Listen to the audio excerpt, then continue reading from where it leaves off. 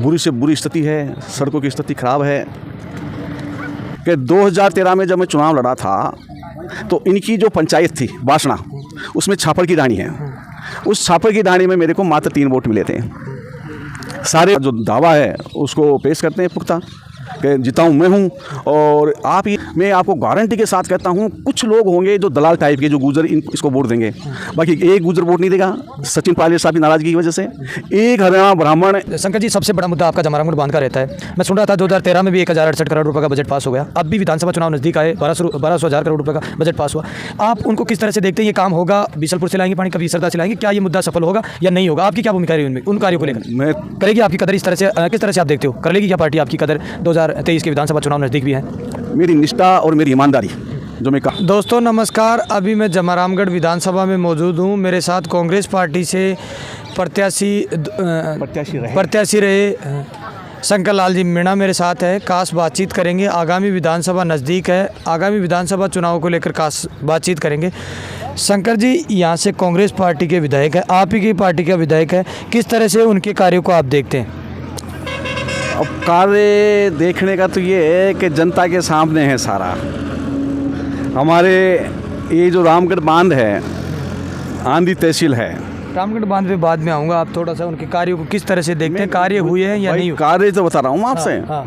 रामगढ़ बांध से जब नीचे उतरोगे सड़क पे, वहाँ से लेकर के आपके आंधी तक की स्थिति देख लो। बुरी से बुरी स्थिति है, सड़कों की स्थिति खराब है। और जहाँ जो काम होना चाहिए था, रिको हमारे आंधी रोड पे बनना चाहिए था, जिसको लेके वो उठा करके माता सोड़ा में, वहाँ पे उनके द्वारा कुछ ज़मीनें थी जो ये सवाई चक लैंड चाहत की ज़मीनें थी। उन ज़मीनों को औने पौने गाँव में अपने रिश्तेदारों के नाम में अलॉट करा करके आज उस सारी ज़मीन के ऊपर कब्जा करके बैठे हैं गोपाल जी। और उसके सामने उन्होंने बनवाई है रिको इंडस्ट्री एरिया। वहाँ सब्जी मंडी भी है। सब्जी मंडी का जो वो था ना प्रोजेक्ट, हमारा ये था कि ये चिलपली मोड़ जो है ना, चिलपली के आसपास के अंदर अच्छा पानी है, अच्छी सब्जियाँ पैदा होती है, मटर पैदा होते हैं। मटर यहाँ के मटर है जो दूसरे स्टेटों के अंदर जाते हैं। सब्जी मंडी सब्जी मंडी के लिए पर्याप्त ज़मीन थी वहाँ पे, सवाई तक ज़मीन थी वहाँ पे, सब कुछ था।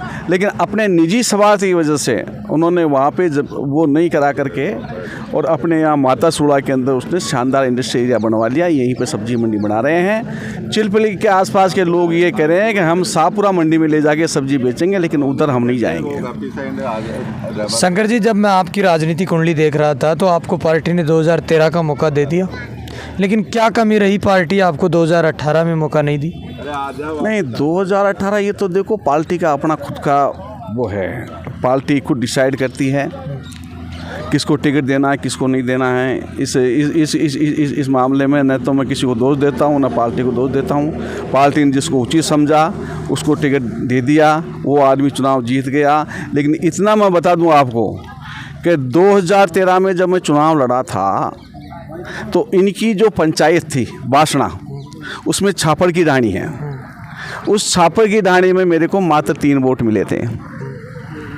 सारे वोट इन्होंने भाजपा को, राजपा को कन्वर्ट करवा दिए थे। इन लोगों को फ़ोन कर कर के इन्होंने ये बोला कि भाई मेरे को टिकट नहीं मिला, अपना कांग्रेस से कोई मतलब नहीं है, कांग्रेस को वोट नहीं देना है, भाजपा को वोट दो, और भाजपा को न वोट दो तो आप राजपा को वोट दो।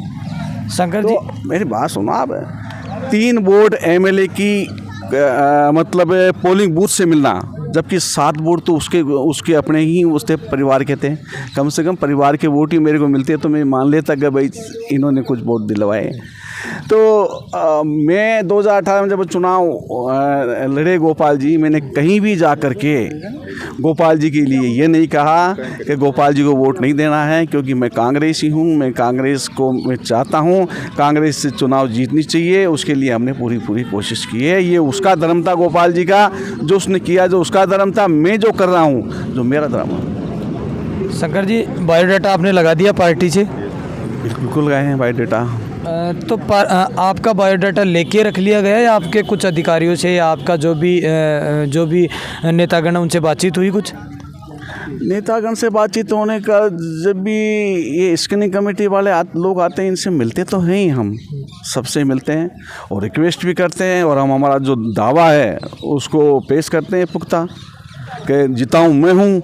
और आप ये देखिए कि यहाँ पे गुर्जर समाज और हरियाणा ब्राह्मण समाज, दो समाज है बराबर के, जिनके वोट मीणाओं के बाद में दूसरे तीसरे नंबर पे इन्हीं के आते हैं।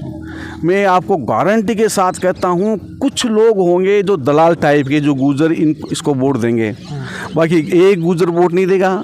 सचिन पायलट साहब की नाराज़गी की वजह से एक हरियाणा ब्राह्मण गोपाल जी को कभी वोट नहीं देगा, चाहे कितनी भी कोशिश। क्यों जी अध्यक्ष साहब, ये हरियाणा ब्राह्मण समाज के अध्यक्ष हैं हमारे राम जी लाल जी शर्मा साहब, ये हमारे ब्लॉक अध्यक्ष रहे हैं, इनसे आप पूछ लो। चलो छोड़ो उनको तो। शंकर जी, सबसे बड़ा मुद्दा आपका जमारामगढ़ बांध का रहता है। मैं सुन रहा था 2013 में भी 1068 करोड़ रुपए का बजट पास हो गया, अब भी विधानसभा चुनाव नज़दीक आए, 1200 करोड़ रुपए का बजट पास हुआ। आप उनको किस तरह से देखते हैं? ये काम होगा? बिसलपुर से लाएंगे पानी, कभी सरदा से लाएंगे, क्या ये मुद्दा सफल होगा या नहीं होगा? आपकी क्या भूमिका रही उनमें, उन कार्यों को लेकर? मैं तो आपको साफ साफ कहता हूँ, जब सरकार 2013 में जाने लगी तो बजट पास किया और बजट पास होने के बाद में सरकार बदल गई और वो मामला ठंडे बस्ते में चला गया। अब सरकार अब लास्ट में कह रही है कि हम इतने का बजट पास कर रहे हैं और पानी लाएंगे, कभी बिसलपुर से पानी लाने की बोलते हैं, कभी ये है ना अपने ये सदा बांध से पानी लाने की बोलते हैं। लेकिन 5 साल सरकार ने कभी ध्यान भी दिया क्या कि यहाँ पे पानी का कितना संकट है? यहाँ पे आम आदमी के पास में पीने का पानी नहीं है। जब मैं 2013 से 18 तक कांग्रेस कैंडिडेट था तो मैंने मांग रखी थी, जब बिसलपुर का पानी पूरे बस्सी क्षेत्र के अंदर हर गांव हर डाणी में पहुंच सकता है, तो मेरे यहाँ ये जो इसके बस्सी के लगते हुए जो गांव थे, जैसे नायला है, नायला के उस साइड तो बस्सी है, वो तो मतलब वहाँ तो आ रहा है बिसलपुर का पानी, लेकिन एक ही मेर के ऊपर 100 फीट दूर के अंदर ही पानी नहीं है। वो एक कह देते हैं कि नहीं साहब ये मतलब हम इस क्षेत्र में पानी नहीं देंगे, ये तो केवल वो ये बस्सी विधानसभा क्षेत्र के लिए ही है। ऐसा क्यों बर्ताव हो रहा है? लेकिन मेरा टिकट करने के बाद में हमने ये मांग करना छोड़ दिया। अब हमारे MLA साहब गोपाल जी, वो लोग को पानी पिलाते हैं, क्या करते हैं क्या नहीं करते ये उन पे निर्भर करता है। शंकर जी, आपको किस तरह से लगता है, आपको पार्टी अब की बार विश्वास करेगी आपकी कदर? इस तरह से किस तरह से आप देखते हो, कर लेगी क्या पार्टी आपकी कदर? 2023 के विधानसभा चुनाव नज़दीक भी हैं। मेरी निष्ठा और मेरी ईमानदारी, जो मैं कांग्रेस के प्रति समर्पित हूँ, जो मैंने कांग्रेस के लिए काम किया है, उससे तो मैं समझता हूँ कि पार्टी को मुझे टिकट दिया जाना चाहिए। और यदि पार्टी उचित नहीं समझती है तो पार्टी किसी को टिकट, तो हम तो मतलब कांग्रेस के सिपाही कांग्रेस के लिए काम करेंगे। चुनाव नहीं लड़ोगी?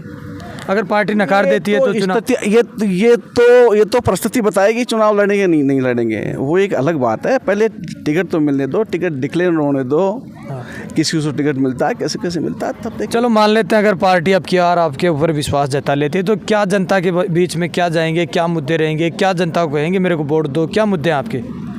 हमारा सबसे बड़ा मुद्दा तो ये रहेगा कि जमारामगढ़ बांध में पहली बात तो पानी आना चाहिए और हर घर में पीने का पानी पहुंचना चाहिए। ये सबसे बड़ा हमारा मुद्दा रहेगा। ये सड़कें वड़कें जो टूटी हुई पड़ी है, मैं गारंटी के साथ कहता हूँ, यदि पार्टी ने मेरे को मौका दिया, सरकार चाहे हमारी बने चाहे नहीं बने, लेकिन मैं गारंटी के साथ कहता हूँ ये सड़कों के मामले में मैं चमका दूंगा आंधी क्षेत्र को, जमारामगढ़ क्षेत्र को। किसी के साथ में कोई वो बर्ताव नहीं किया जाएगा, किसी के साथ में कोई जाति पाति या धर्म के नाम से भेदभाव नहीं किया जाएगा, सब लोग को समान समझा जाएगा। इस मुद्दे को लेकर के हम चुनाव लड़ेंगे। शंकर जी, मैं युवाओं के साथ बैठता हूँ, हमेशा युवाओं एक ही बात कहते हैं कि नेताओं से आप कभी पानी की, कभी लाइट की, कभी बिजली की बात तो कर लेते हो, लेकिन हमारे क्या मुद्दे रहेंगे? युवाओं के क्या मुद्दे लेकर आप चुनाव लड़ोगे? युवाओं के मुद्दे का ये है कि हम ज़्यादा से ज़्यादा लोगों को जो रोज़गार है जैसे ये कई ITI सेंटर वगैरह ये खोलते हैं, इनको सब रोजगार योजना की तरफ हमारा ज़्यादा ध्यान रहेगा। क्या मुद्दे रहेंगे? कि हर बच्चे को, हर जो युवा है जिसको कुछ ना कुछ रोज़गार मिलना चाहिए, इसके लिए जो भी सरकार के द्वारा जो सुविधाएं दी जा रही है उसका लाभ हम हर घर तक और हर आदमी तक पहुंचाने की कोशिश करेंगे। शंकर जी, 4.5 साल का, लगभग 5 साल का कार्यकाल पूरा हो गया विधायक गोपाल मीणा का। प्रशासन के काम किस तरह से हुए यहाँ पे दलित वर्ग के साथ, या किस तरह से प्रशासन के कार्य हुए 5 साल के कार्यकाल में?